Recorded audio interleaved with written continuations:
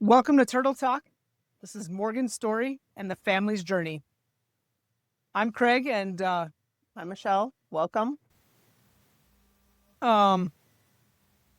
Insurance denials and fevers Oh, and that yes. wonderful thing called C. diff. Oh, gosh, yes. So, someone had reminded me you didn't talk about your struggles with insurance. So initially, and maybe I did, maybe I missed some of it, but We did for a little. in this whole process, trying to get to the rehab center and stuff, the documentation obviously was the key, Yeah. and the frustration was insurance kept denying her going there because some person sitting there behind the insurance desk who has no medical training is stamping denied for the transfer to a rehab center because Morgan didn't check all their boxes. And so that for us, resubmission, back and forth. No, we want more documentation. Nope, just denied. Resubmit again. No, she's not quite good enough. No this, no that. It was so frustrating. We're calling the insurance, the hospital's submitting, they're calling the insurance. And I remember one day I'm hollering at the person on the other line saying, what are your credentials? What are your credentials to make this decision? Are you a doctor? No. Are you a nurse? No. Then how? How can you override what the doctor is ordering? That to this day still baffles me, how insurances get away with that. If a doctor who deals with you all the time, this is your primary care doctor, or this is your trauma doctor, or someone who's intimate in your life, in your medical care, and stuff goes to the insurance and they say, denied. How? How can they override what a doctor thinks is best for your care or for Morgan's care? So that to me was the beginning of the insurance nightmare, was all the denials. Well, then we finally get the approval, but once again, we have to go in through the transitional care unit. That's what they finally approved us for. We couldn't go into long-term acute care. We couldn't go into the children's acute care. We had to go in through the transitional care unit. Transitional care unit, for people that don't know, is where you go to recover after you broke a hip or a knee, and you go to get a little therapy for, a week, 2 weeks, 3 weeks, and then you go home. So basically, it's where a lot of elderly go, unfortunately, if they break an arm or a knee or a hip and you got to go get some inpatient rehab. That's how it is. Rehab hours are short, not as long as if you're in the actual inpatient stuff. So, yeah. So all our fighting and everything, that's as far as we could get, was into the long-term or into the transitional care unit. Fevers. Yeah. Towards the end, before we were able to leave that facility, the trauma facility, she started spiking some fevers. Well, then she ended up with C. diff. So we're fighting fevers. So if you have a fever, you can't transfer. If you have C. diff, you can't transfer. So we finally get the approval. We're supposed to leave the next day. Boom, fever. Wait and try everything, try to get the fevers to resolve. Wake up the next day, boom, now we got C. diff. So it was really disheartening when we're like trying to get her out of this place that we are very frustrated with now, right? Like all these things kept stacking up, Right. And now here we are going, a fever and C. diff are going to stop us. You had all this hope to get to the next place. Right. Right. And it was hindered. Oh, there's a fly. It was hindered by Fever fever. and C. diff. Yeah. So, uh, did you ever press hard for them to review the footage, for the hospital to review the footage to show where you had threatened that other parent? Did you ever press them? You know, we did. We did. We pressed really hard. And I kind of didn't explain this super well because the hospital security and 2 officers came to us the day before we got thrown out. Right. And said, hey, this had happened. You guys just all need to get along and stay away from each other because if this happens again, you have to go. Well, then the next day, of course, we get kicked out, but we had been with the priest and then with the person from one of the rehab centers the whole time when this occurrence supposedly happened. So we're standing there and I'm arguing with the police. I'm arguing with security saying, you have a camera right above our door. Right. You have cameras throughout this whole hospital. Go look. Why? Why is this happening? Because I haven't been near these people. And they're like, we don't have to look. That was the hospital response. Well, then here comes the interim hospital administrator comes down because our friends had called for us and got her there. And I can't even believe how this one security guard was acting towards even the hospital administrator saying, listen, we don't care what you say. Basically, he's saying, we don't care who you are or what you're saying. These people are out. And I was just mortified. I remember she said that she had to work things out really quick, right? So I said, please, before we leave, can we go see Morgan? Please, I'm begging you. And she's like, you know what? You guys go from right here to there and stay in Morgan's room until we get this resolved. And I tell you what, we went back there to Morgan's room and I'm calling my parents saying, you have to come. We need help. And, I go to the nurse's desk and I'm saying she's getting transferred because if we're getting kicked out, she's going with us. Right. And I remember even telling the nurses, they won't look at the cameras. Nobody will listen to us. They won't look at the cameras. It's so easy to do. So, I kind of felt like the nurses definitely had their hands tied. I mean, what do they do? But this security guard wasn't even going to hear of it. The police were like, no, called us. And the acting hospital administrator is standing there saying, time out, everybody. But nobody was even really listening to that person at the time either.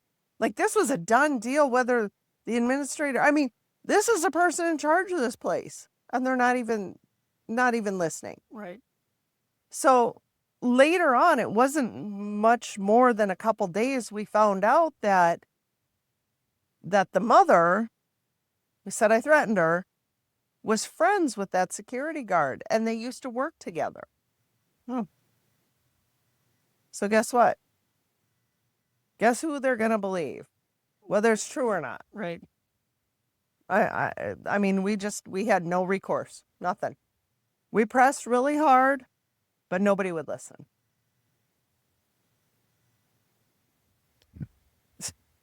Ridiculous. What was one profound positive thing that happened while there? Oh. Head of respiratory. Oh, yes, that's right. I'm glad we took notes. Yes. So right after the care meeting, Yeah, the big care meeting. The big care meeting. Where you knew 3 people out of 40. Yeah, I knew like 3 people out of 40. Yeah. There was I think he was like the head of respiratory or one of the higher ups in the respiratory department. And he came to our room, Morgan's room, and he said, I'm going to do something for you. And we're like, okay. And he's like, we're going to take Morgan outside. We're going to get her outside We're going to get her some fresh air. She has been in here way too long.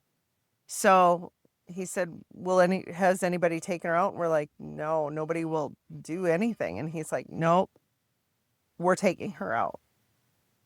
So he made it his mission to come every day he was at work and help us get her out of bed, into the chair, and then take us outside of the hospital. They put little sunnies on her and, little blankets and stuff. Well, ultimately we found out that he had a grandchild, I think, that had a situation too. And he said fresh air just made a world of difference. So this was his way of kind of passing it on and taking what they had learned in their horrific situation and trying to help us. And for that, I am eternally grateful that he went so far above and beyond to help Morgan and to get her outside into the sun, let the sun just rain down on her face and, get that fresh air in your system. And, everybody needs a little vitamin D, don't they? Absolutely. You Gotta know, see the so sun. that was such amazing moment for us, because in that meeting, I'm looking at all these people thinking, what is going on? And we're just trying to fight for her, just to help her. So we were so, so grateful. And I wish I could remember his name. So maybe we'll get lucky and he'll hear about the podcast and listen. And so, yes. And then you had some classmates. Oh gosh. That was, we were fighting with insurance, trying to get her transferred. All this stuff had happened and we moved to the step down, and it really felt like the weight of the world was on our shoulders. It really did.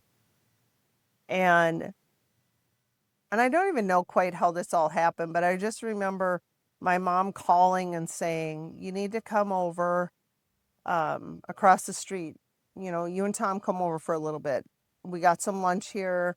Just come on over. We had been given a room at like their, it was similar to a Ronald McDonald house, and we had a room there. And so she had said, please come over. We got some food and just come. You guys need a break. Morgan will be fine. Just come on over. So we come walking over reluctantly. I just never wanted to leave her, Right. And as we're walking over, I look and I see an old classmate of mine, and I'm like, oh my gosh, what are you doing here? And she's like, how are you? And she gives me a big hug, and, I'm crying and she's crying, and I'm like, oh my gosh, it was so great to bump into you. Still not registering what's going on. And then she's walking with us. And then I look up and here's more of my classmates. And they had brought all this food and just had this picnic for Tom and I, just to show that they were there to support us. And I tell you what, that was probably the most heartfelt moment I had ever seen. It was so amazing to us. And one of my classmates, we're friends, but we've never been like super close friends. But, never any negative anything. But he was so sweet. And he gives me this hug. And he makes walking sticks out of diamond willow branches. And he made this walking stick, and he had Morgan's name in it, and he put a cross in it. And he's telling me about all the work that he had put into this beautiful walking stick. I mean, it was beautiful. And as he was staining it, he's like, look at this, and the stain had run down. And it looked like a heart there and stuff. And he said, you know what this looks like? And I said, what? And he goes, this is where the love runs deep.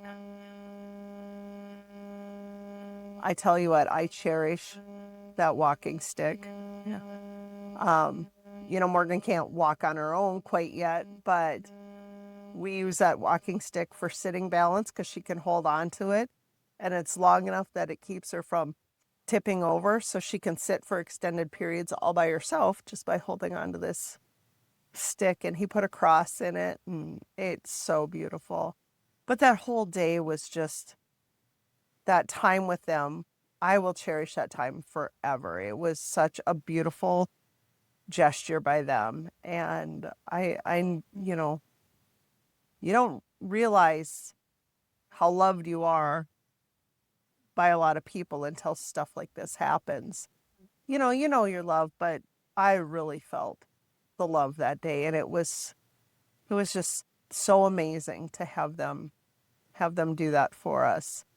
You know, to go way out of their way to not only bring food, but bring this beautiful walking stick. And one of my other friends, she is so artistic, and she made these beautiful signs that say Morgan Allison on it, and she made all these flowers, and she did it in shades of purple, and she made these flowers that she put on this sign. It was gorgeous. They still hang in Morgan's room to this day.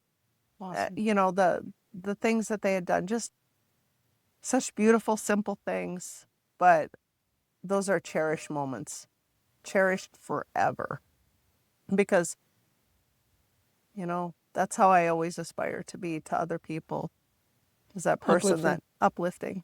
Yeah. You know, Stupid fly. I know that fly just loves us today. Yep. That's awesome. Yeah. That was definitely one of the shining moments Yeah. of a very horrific situation. So tell me about when therapies had her tasting foods. You know, it was super cute because they you know, we had to see what she could do and how much. I didn't realize this at the time, but everything that they tried with her was to determine like how much brain is coming back, is it working? So they tried different things like taste. So they put pickle juice on her lips to see if we get like a aversion to it or anything. Well, Morgan liked pickles. Yeah. So she starts licking her lip and enjoying it because she enjoyed pickles, where most people would be like, ooh, Yeah, you know, sour. drawing it back. And then they tried different smells, you know, like there were so many different things that they brought in, and some smells she really liked, some she would pull back from, you know, stinky reactions. So these are great things. Like at the time, we didn't realize how great they actually were. You know, I should write a book someday about the different stages of brain healing, but no, it was great. And then they, you know, they tried popsicles with her. And I remember one day they gave her a red popsicle, you know, and we put it in her mouth and her tongue would slowly move around it and stuff. Well, then we had some visitors come and they were like, oh my gosh, is Morgan's mouth bleeding? Because it was so red, the popsicle. You know, but these were great things. And they even tried giving her like a little pudding, you know, and she'd kind of move it around in her mouth, and then swallowing started, which that was another big feat there, you know. So just those little things at the time really meant big things for later. Yeah. You know, so that was pretty awesome to see those things. It's good. One thing that a theme that comes up almost every episode is how much this has been a faith journey. Oh, and yeah. God is on your side. Yeah, you know, I think we were about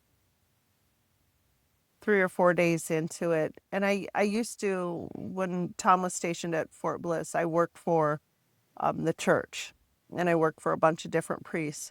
And one of them I became very good friends with, still friends to this day, go visit him when we get to town. I called him and he answered, and he's like, hey, long time no hear. And I just busted out in hysterics saying, Morgan had an accident. Please, I need you to pray. I need God on our side. Please just start praying. And he's like, what happened? And I told him she had a car accident, you know, and much beyond that, the conversation I don't remember. But I just remember thinking, I have priests in my corner they're closer to God than I am. So maybe he can help us get something, like more healing, more recovery. Like maybe she'll just sit up in bed and everything will be okay. And I just, I really was grasping at anything that could help us. God being the ultimate healer, maybe we get what we needed. At some points, I remember our local priest would come and visit us frequently, and that was such a wonderful thing, because I could sit and tell him how angry I was, or good things that happened to Morgan, and he just always was very steadfast. And then the other local priest, he started coming too, so we really had a lot of priests joining us in prayer and stuff, and it was great. It was a nice comfort to know that we had some extra God power on our side. um but the priest at the hospital came up to visit us one day, and he said, I'm really glad to see that she's still with us. And we're like, okay. Well, then he told us that he had given her last rites in the emergency room. And my heart just sunk, because it brought me right back to that moment that, she probably could have died that night. So thank God the priest was with her, and God was with her from that very first moment. Even in the field, in the pasture where she's laying.